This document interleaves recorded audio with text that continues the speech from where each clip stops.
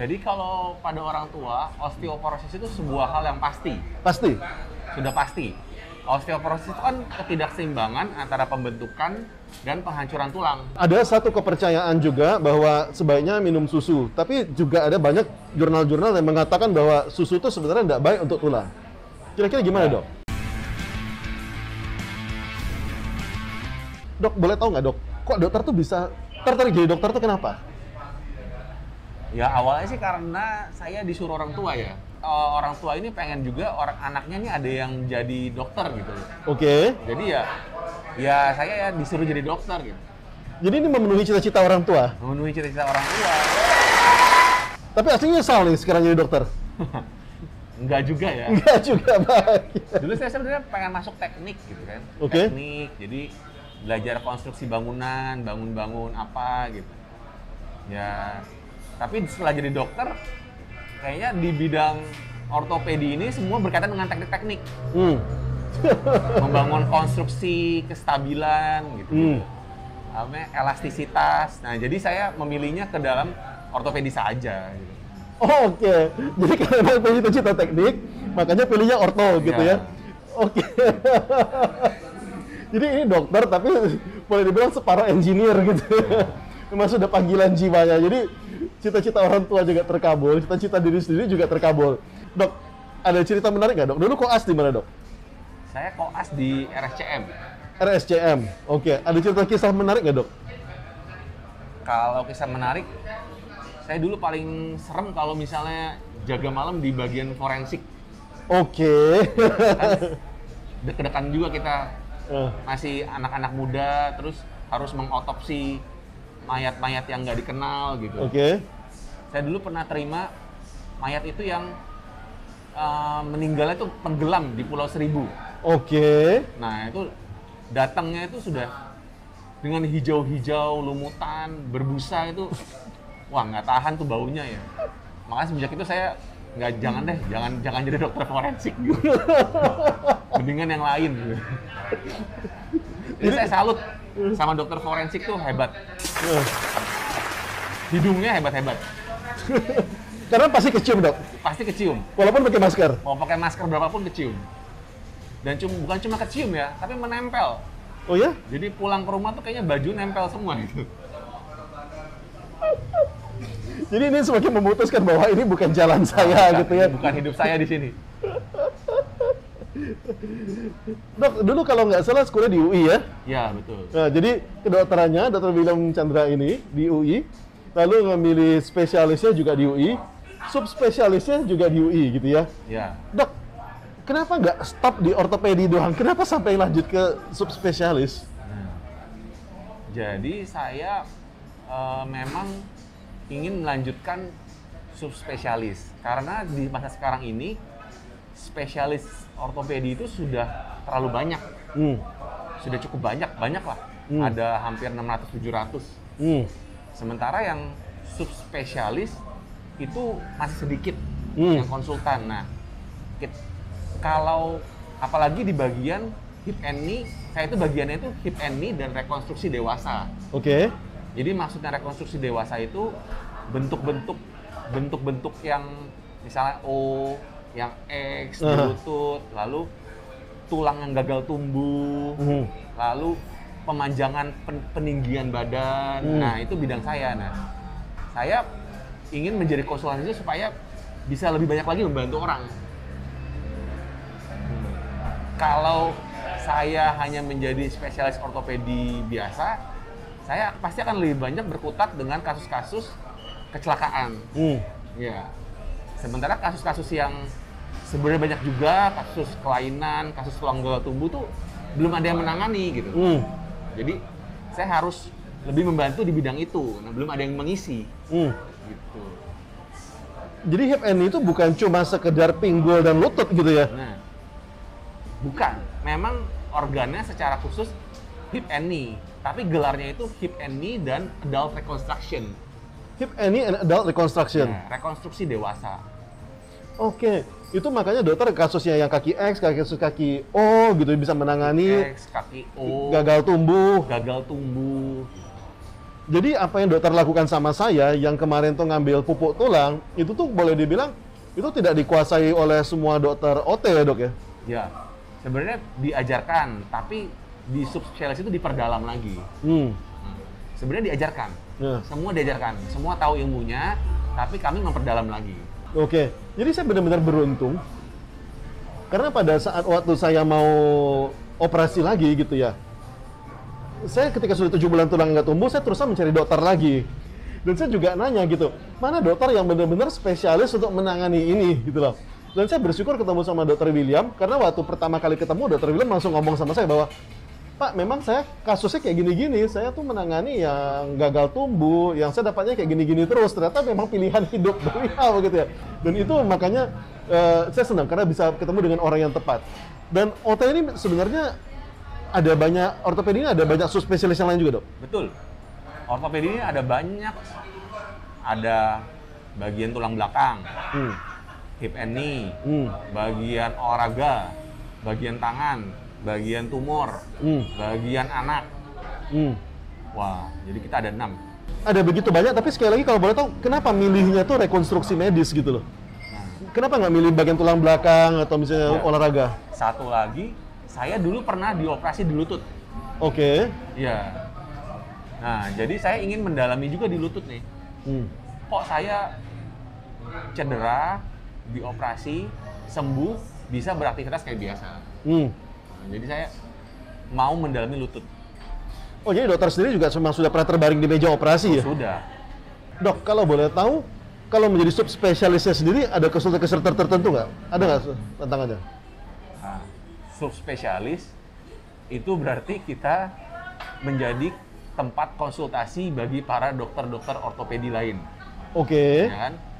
Jadi kasus itu mau gimana pun kita udah nggak bisa lagi konsul ke atasnya lagi, karena udah nggak ada nih.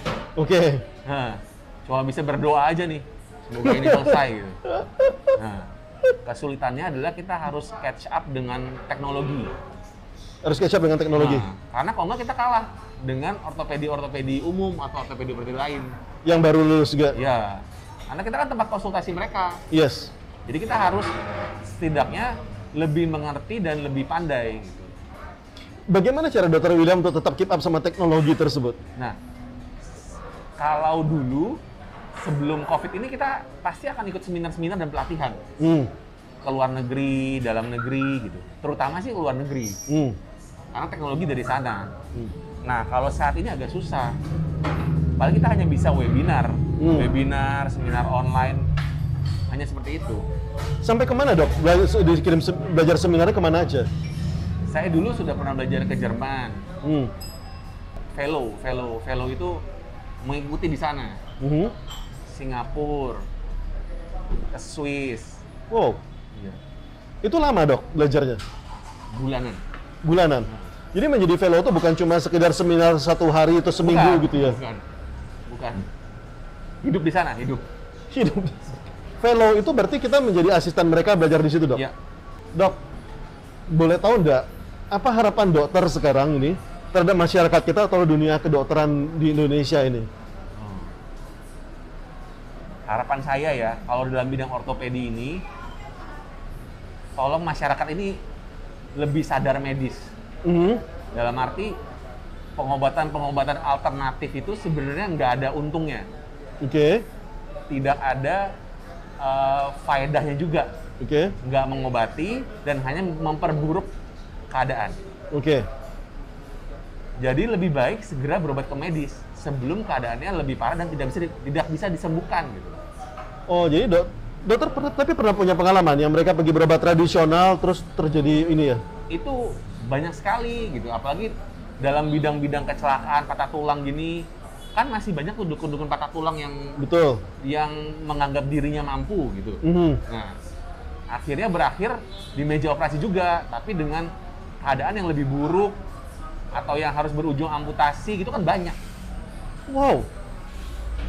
Sebenarnya yang mereka lakukan tuh apa dok? Biasanya di tradisional ini? Yang mereka lakukan hanya hanya mendiamkan tulang tersebut dan berharap itu sembuh secara alami. Tapi mereka nggak meletakkan ke posisi semula gitu ya? Nggak bisa. Nggak bisa? Nggak bisa kita menarik kembali ke posisi semula melawan tarikan otot tanpa pengaruh bius. Jadi memang mau nggak mau emang harus dibelek, emang harus dibelah, diperbaiki? Tidak harus dioperasi.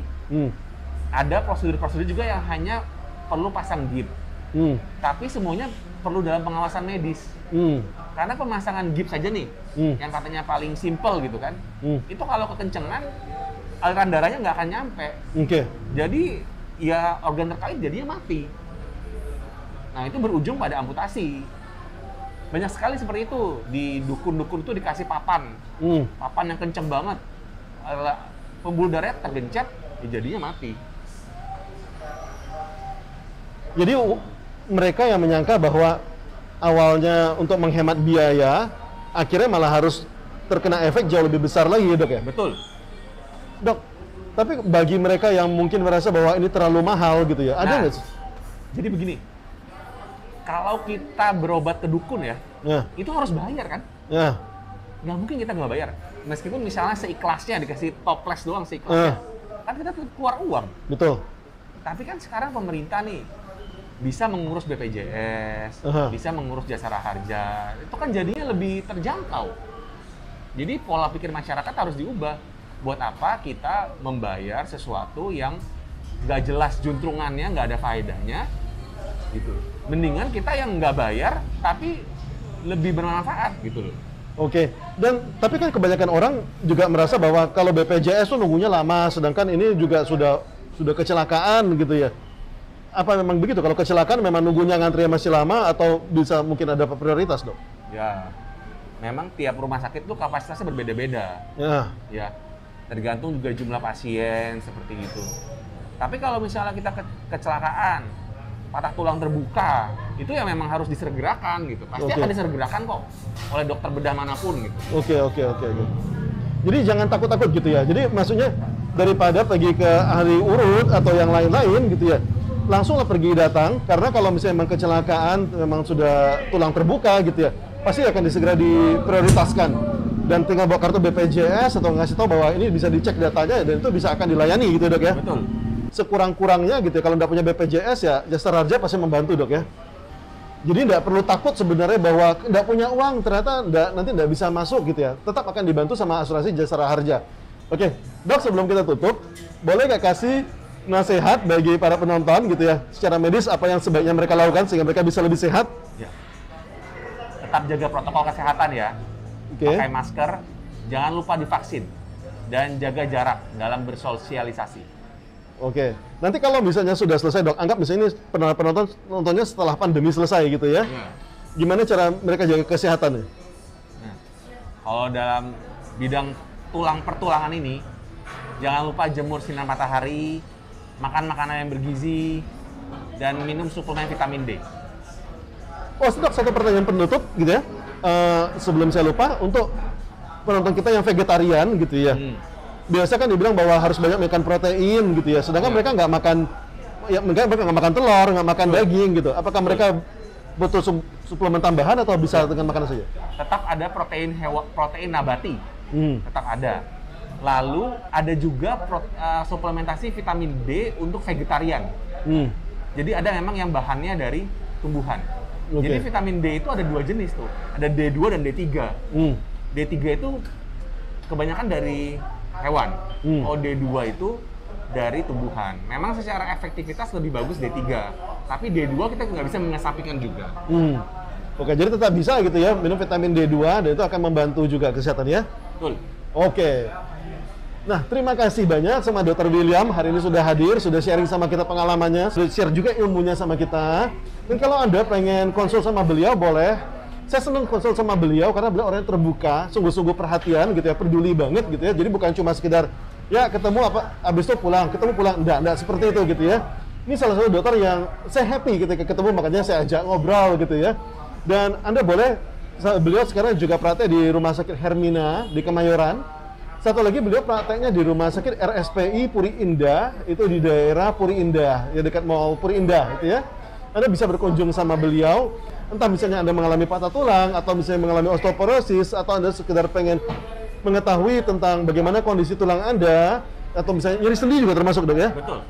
nyeri-nyeri sendi, boleh. Why not? Kalau bisa terasa ngilu-ngilu, why not ngobrol sama beliau, orangnya sangat terbuka dan juga seorang pembelajar.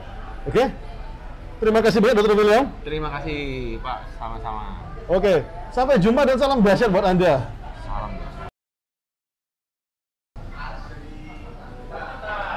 Wah, beginilah dok. Iya ya. Nah ini adalah dokter favorit saya, dokter subspesialis hip and knee, oke? Nah, Jangan menyerah dalam kehidupan. Suatu saat, aduh, apa ya? Yang ini ya.